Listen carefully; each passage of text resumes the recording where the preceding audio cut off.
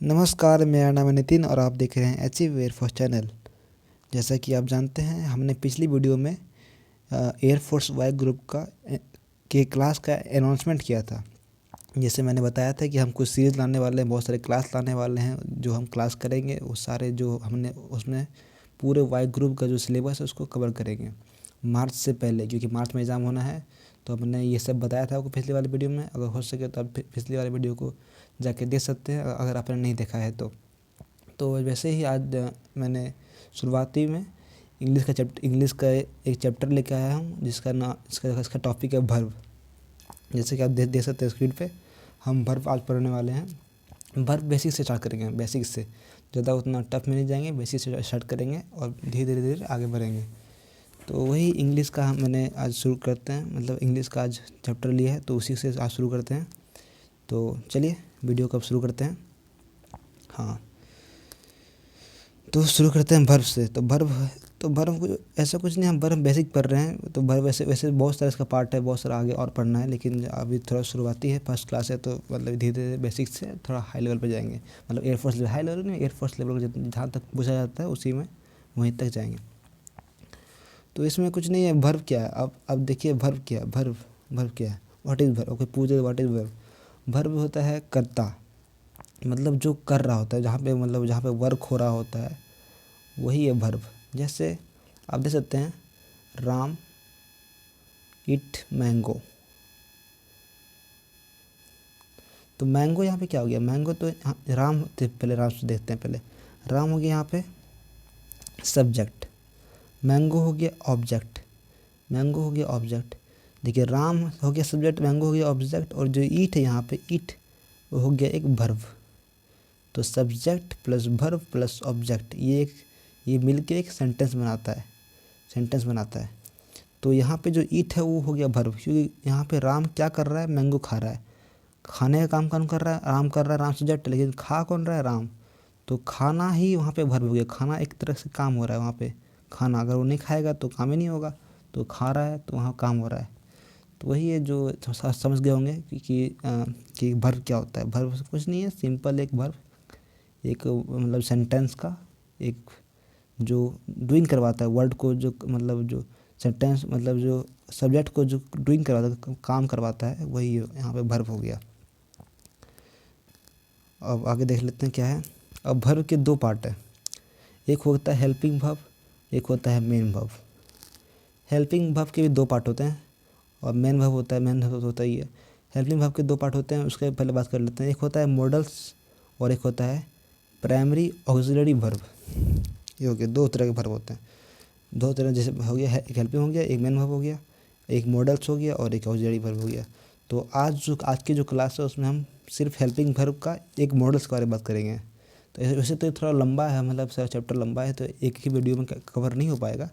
इसमें मैं और भी वीडियो लाऊंगा जिसमें 2-3 वीडियो में पूरा ये जो वर्ब का बेसिक वाला है उसको मैं कंप्लीट करवा दूंगा। तो आज जो हम बात करेंगे वो मॉडल्स के ऊपर बात करेंगे। मॉडल्स जो वर्ब एक तरह से वर्ब के तरह ही यूज़ होता है, मॉडल्स हेल्पिंग वर्ब की तरह यूज़ होता है, वो होता है मॉडल्स। तो मॉडल से कितने सारे पार्ट है, इसमें कितना ये और कितना इसका ब्रांच है, मतलब कितना सा फैलता है, सब उसके बारे में पढ़ेंगे। मॉडल तो सिर्फ एक मॉडल्स हो गया, जानते हैं मॉडल्स में क्या क्या था, सूड वुड कोड में ये सब वगैरह वगैरह आते रहता है, तो वही सब है इसमें।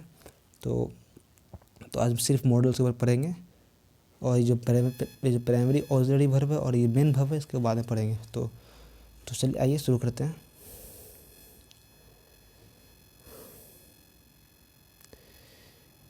तो आइए, ऑक्सिलरी मतलब जो मॉडल ऑक्सिलरी वर्ब है, जो अब मॉडल था उसमें दो तरह, उसी का पार्ट हो गया दो। अब मॉडल के दो पार्ट हो गए, एक होता है मॉडल ऑक्सिलरी वर्ब, एक होता है मार्जिनल ऑक्सिलरी वर्ब। मॉडल हो गया, एक हो गया मॉडल हो गया आपका, एक होता है मार्जिनल। मॉडल में आपका आ जाता है, एग्जाम्पल नहीं है मतलब इसमें जो आ जाता है वैसा हो गया, can, could, may, might, shall, will, would, should, must and ought to.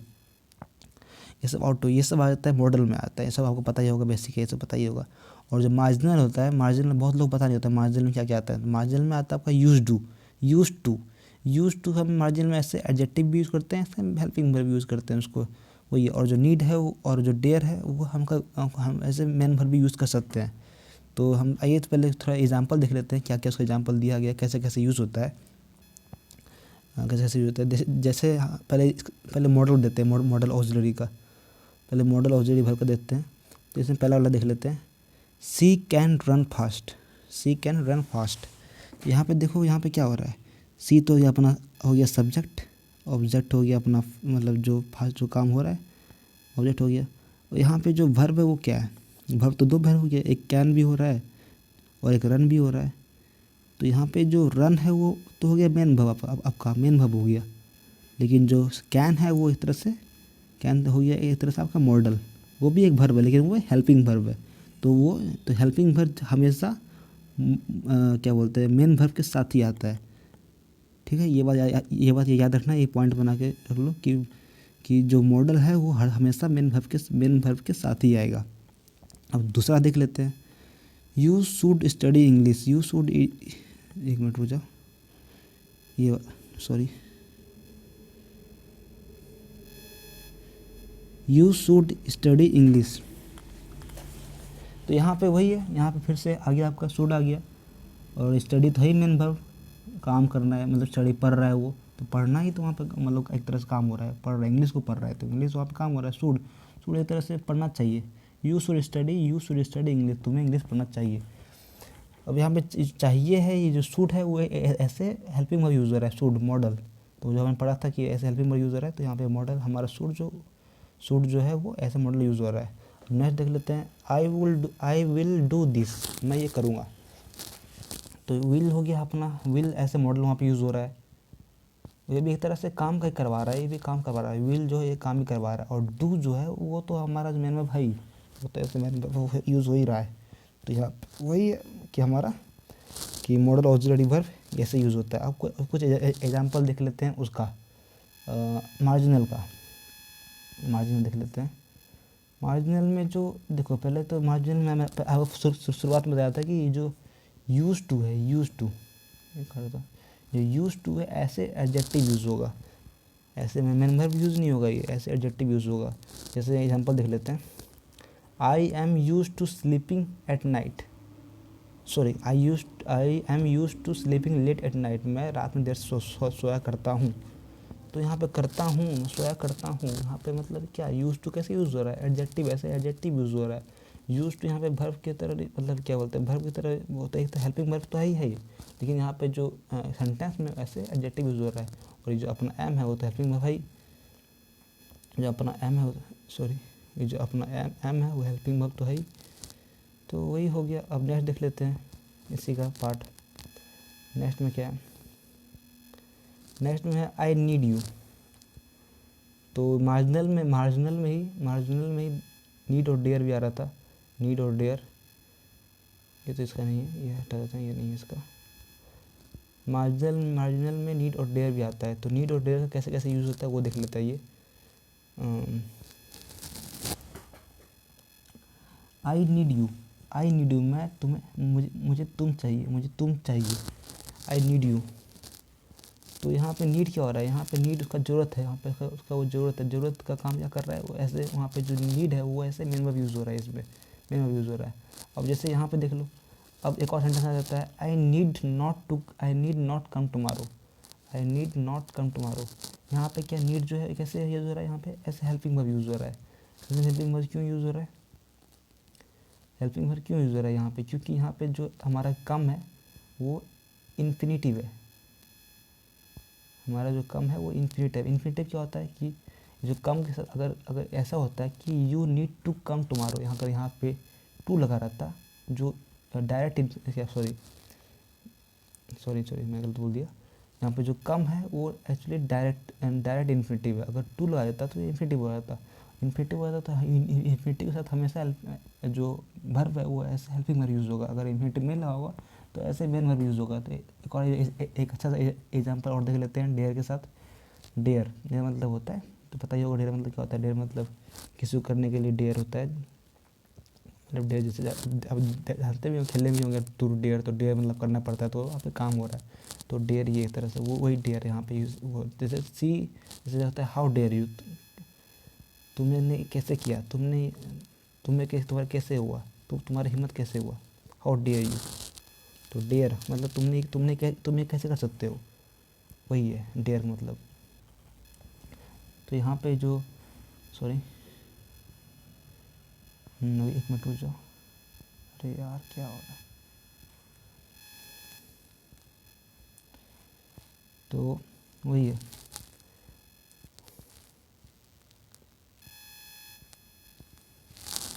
तो she does not dare to come. तो यहाँ पे डेयर ऐसे मेन में भी यूज़ हो रहा है क्योंकि यहाँ पे टू आ गया है। अब यहीं पे देख लो, यहाँ पे जो एंटर, यहाँ पे क्या बोलते हैं, टू एंटर, यहाँ पे टू अगर रहता है टू एंटर हिज रूम, तब यहाँ पे ऐसे मेन वर्ब यूज़ होता है। लेकिन यहाँ पे तो नॉट एंटर हिज रूम, यहाँ पे नॉट एंटर, तो यहाँ पे जो डेयर है वो ऐसे हेल्पिंग वर्ब यूज़ होगा।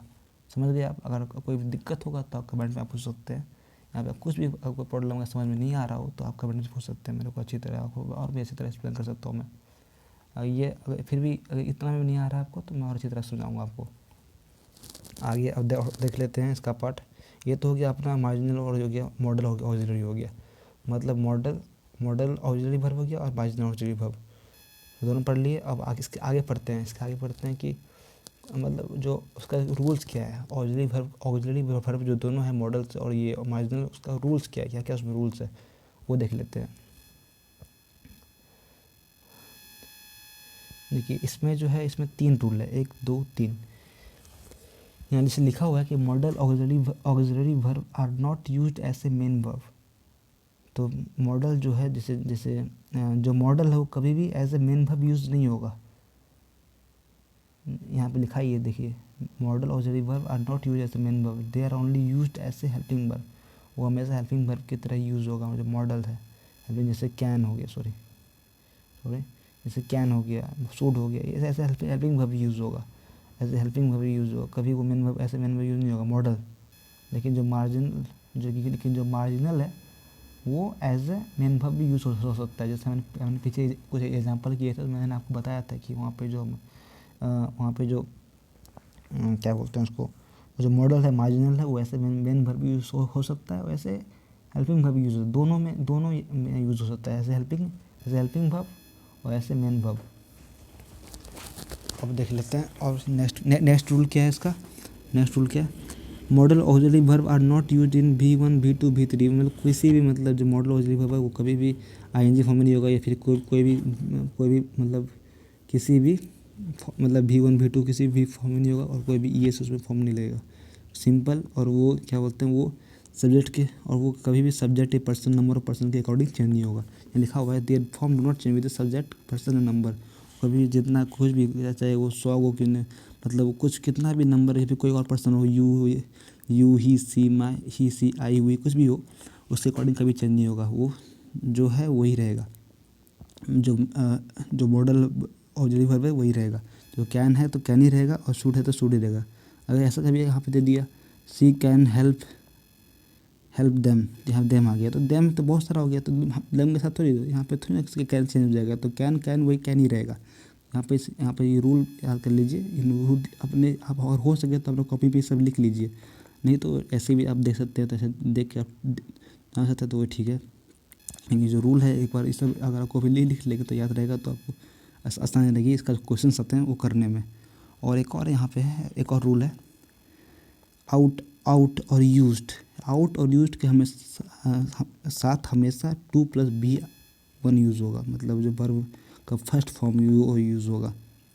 जैसे we ought to respect our parents, तो आउट तो यहाँ पे यूज़ हो ही रहा है, प्लस टू प्लस रेस्पेक्ट के वो V1 पर, अगर V2 बोलता है तो रेस्पेक्टेड होता है, लेकिन वहाँ पर तो V2, तो आउट और यूज्ड के साथ हमेशा 2+B1 लगेगा।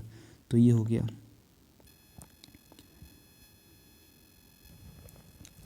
अब जान लेते हैं कि मॉडल ऑक्सिलरी वर्ब है उसका यूज़ कैसे कैसे होता है। मार्जिनल का ही पढ़ेंगे, लेकिन पहले मॉडल का कुछ पढ़ लेते हैं। मॉडल का कैसे कहाँ यूज़ होता है, मॉडल ऑक्सिलरी वर्ब का कैसे किस में यूज़ होता है। जैसे कैन और कुड है, जैसे जैसे कैन और कुड है, तो उसका कैसे यूज़ होगा, मतलब कहाँ यूज़ होगा, कहाँ यूज़ कर सकते हैं। जैसे क्योंकि कैन भी होता है, कुड भी होता है, मे भी होता है, ये सब होता है, तो शुड होता है, विल होता है, वुड होता है, ये सब कहाँ यूज़ कर सकते हैं, कैसे किस सेंटेंस में यूज़ करना है, कब यूज़ करना है, क्या रूल्स है उसको वो जानते हैं।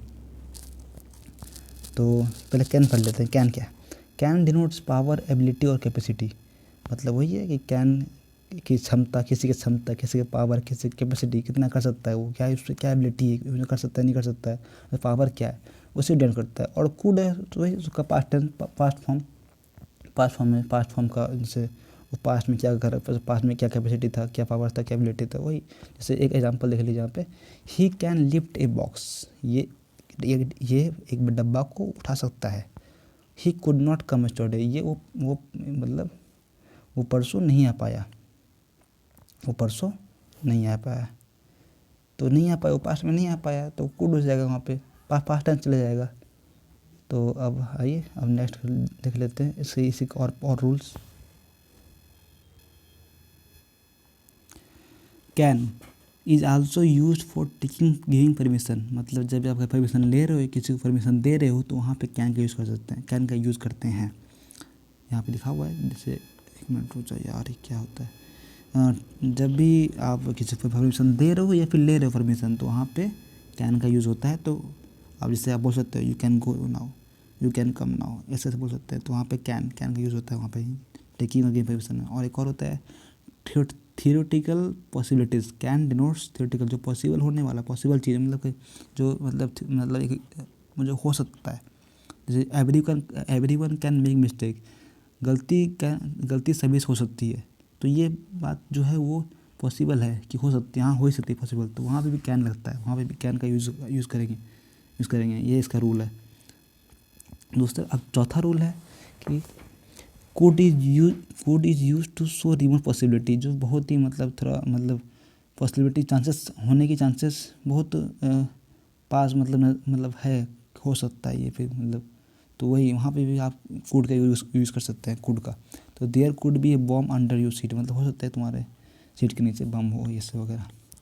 तो कैन, और यहाँ पे एक पाँचवा रूल है जो as a daily life use हम बहुत यूज़ करते हैं, और ये बहुत लोग इसको नज़रअंदाज कर देते हैं कि वहाँ पे मतलब देखते नहीं, वहाँ पे कहीं कैन के जगह कुड लगाते हैं, कुड के साथ कैन लगा देते हैं।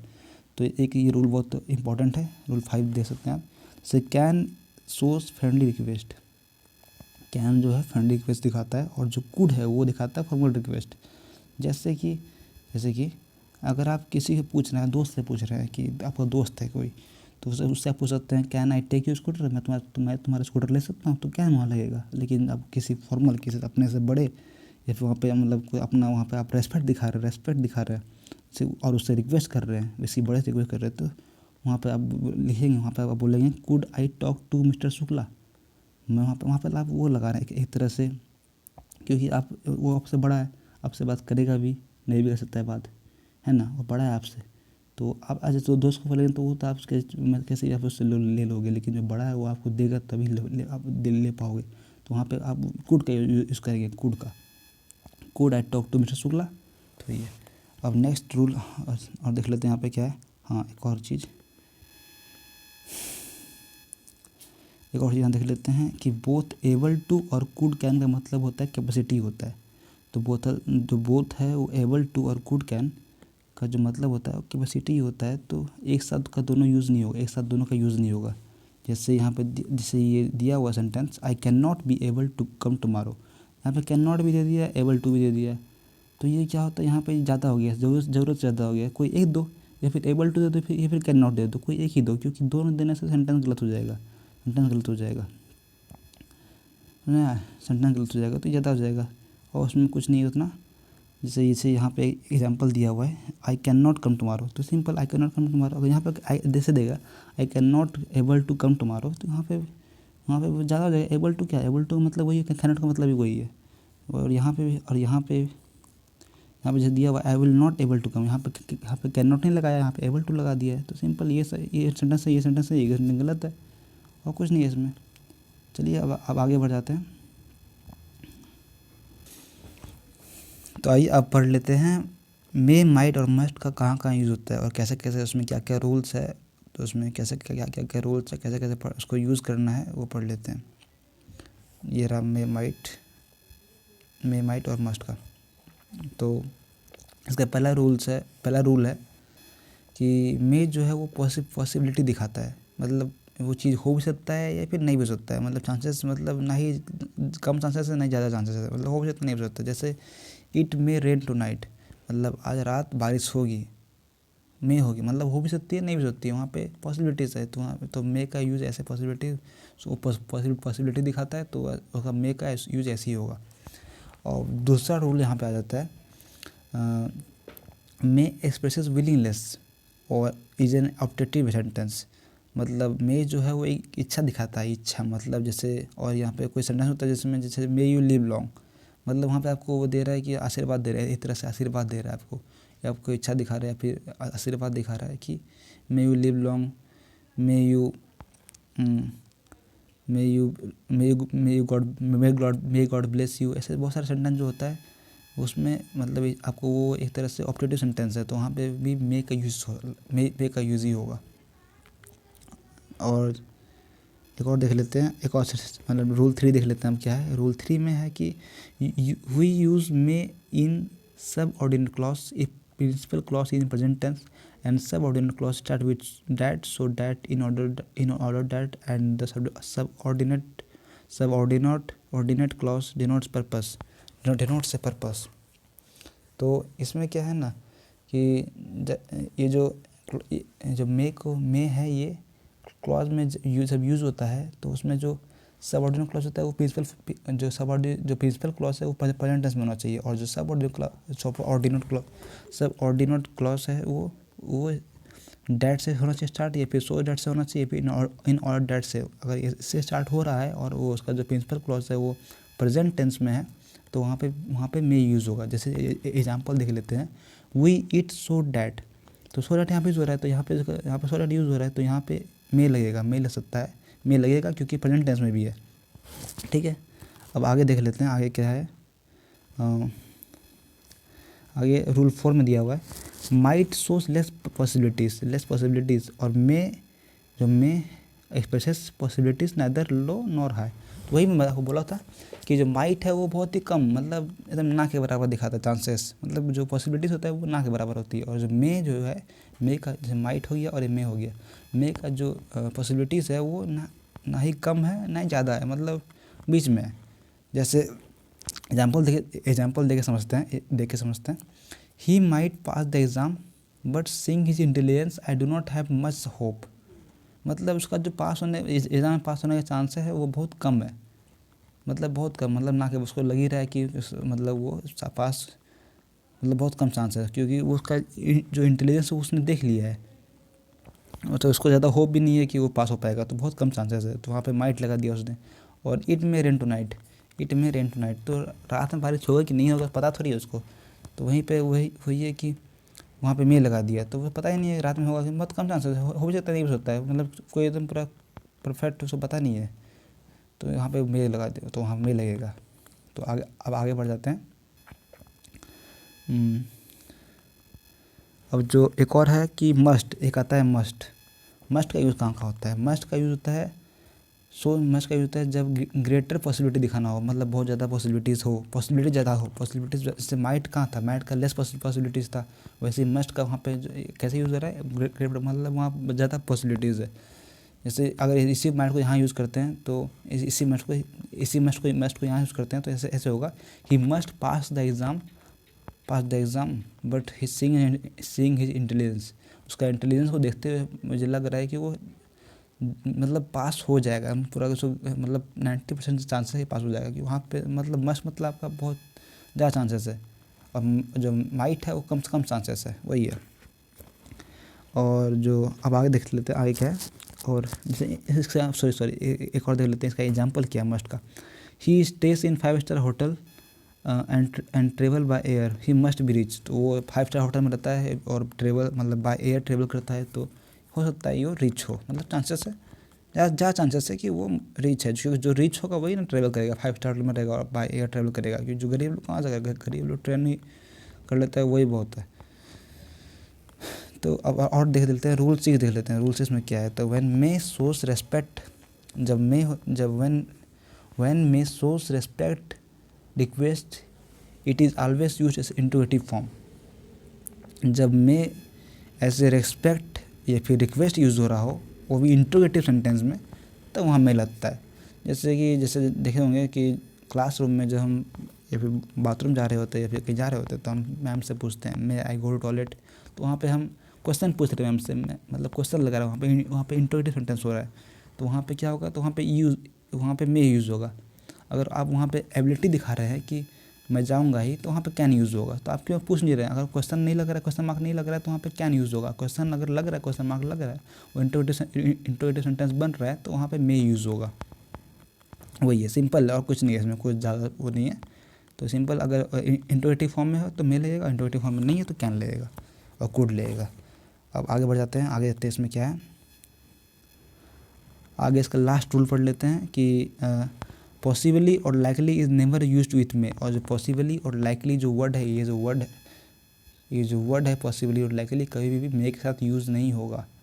मे के साथ कभी यूज़ नहीं होगा, ये रूल है, इसको याद रखना है। मतलब ये जो मैं आपको जितना कुछ बता रहा हूँ सबको कॉपी में लिख सकते हैं तो लिख लीजिए, क्योंकि इससे क्या होगा कि आपको याद आएगा, बार बार पढ़ने में अच्छी रहेगी, क्योंकि एक बार देख लेंगे तो आपको याद नहीं रहने वाला है, खुद बार बार पढ़ना पड़ेगा।